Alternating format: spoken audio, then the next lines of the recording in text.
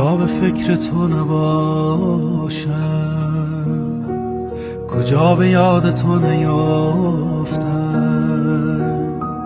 اگر سرودم از تو خواندم، اگر نوشتم از تو گفتم، بشور از گلوی آواز هجوم ابرهای غم را. به بغض‌های من بیاویز کتیبه های محتشم را. من از رفیق کم نخوردم، من از غریب کم ندیدم. رفاقتی که از تو دیدم، من از برادرم ندیدم.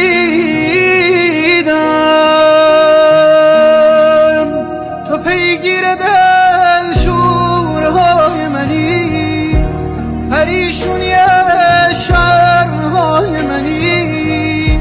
سکوتم سکوتی پر از نصیب، تو جغرافیای صدای منی.